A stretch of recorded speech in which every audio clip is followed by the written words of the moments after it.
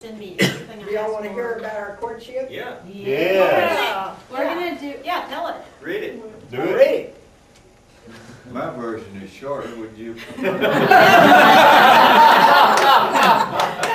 we want all the gory details. The courtship. Nell's view of our courtship. It won't be the same as Leon's. We always went to the same small church, but we never spoke to each other that I remember. I always thought he was very stuck up. Then one day, in my freshman Read it year slow. in high school, we were riding the bus from Hillcrest to Victory. I always sat near the back of the bus and talked to lots of kids. I was seated in the window seat, and Leon came in and sat in the aisle seat with his back to me, and he did not say one word all the way. I was so frustrated with him. Then when we were getting off, he asked if I liked barbecue, and I said sure, and he asked me to go to a football barbecue that night. He was a junior and a football star, and I thought he needed a date badly. I didn't know any of the other girls there very much, and they were all in jeans, and I was wearing a skirt, and I felt out of place, and we didn't have much to say to each other. After that, there was a school skating party, and he asked me to go, but I already had plans. In the spring, he asked me to go to the junior picnic, which was at Lake Dallas, a long way to go. A rich guy at school had a station wagon, a wooden one, and he had taken the back seats out, and a bunch of us just rode bouncing on the floor.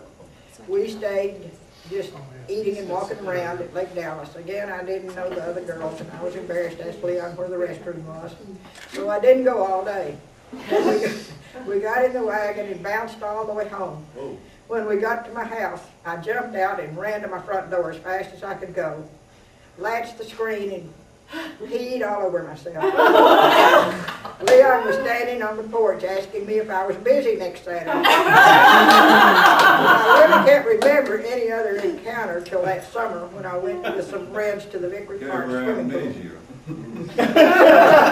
Several of us walked there together, and while we were swimming, someone said, "There's Leon," and they went to him and asked him to come in swimming. He was in his jeans and so forth.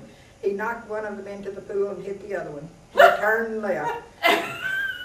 Later, I learned that J.W. and Dot had driven him there. She might remember why. I asked her. She doesn't remember this at all. We were all in shock. The next day, he came and apologized, and I forgave him, and we started dating. All the guys were afraid to even speak to me. I remember going to a lot of wrestling matches with Dot and J.W. on Tuesday nights that summer.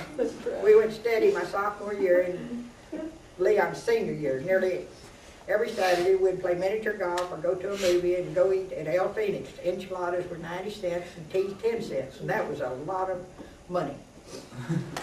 Then he went to SMU on a football scholarship. We didn't see each other quite as often, but still we're going steady.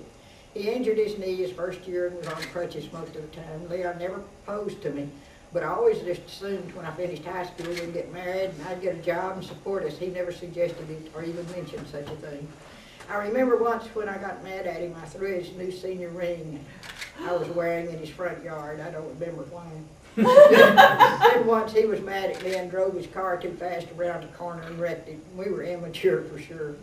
In the spring of my senior year, Leon suggested that we were too serious and needed to quit seeing each other so much. I started making plans to go to Abilene Christian and we quit seeing each other altogether. One year I came home on Thanksgiving and Mama Jewel told me at church that Leon was having his Thanksgiving. Oh, this was so sad.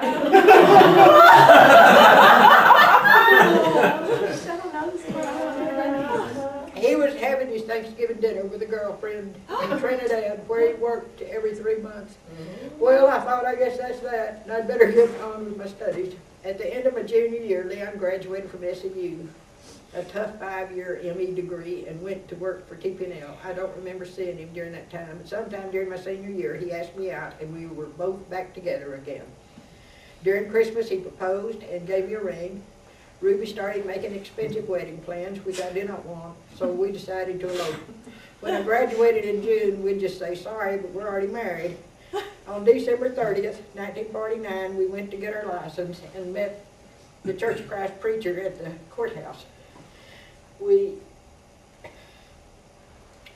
made an appointment, we made an appointment with him to get married at his home that evening. And Paul and Nancy Wallace drove us back to Kaufman that night for our wedding. Ruby never forgave us or Lyle Price, preacher. J.W. and Dorothy were the only ones we told. When I got back to Abilene after the holidays, my favorite teacher told me that he was failing me in a freshman anatomy class. I had not gone to any of my labs that semester because I already had a minor in biology, and I knew that Dr. W. knew that I knew all that stuff, and I didn't dream I would not pass. I needed that class since I'd changed my major to PE. I said I'd take it in the spring semester, and he said it wouldn't be offered then. I thought, well, boy, with all this, and I called Leon and said, come get me, and here we are 60 years later. No regrets. It would never have worked with any other fella. The end. Yay.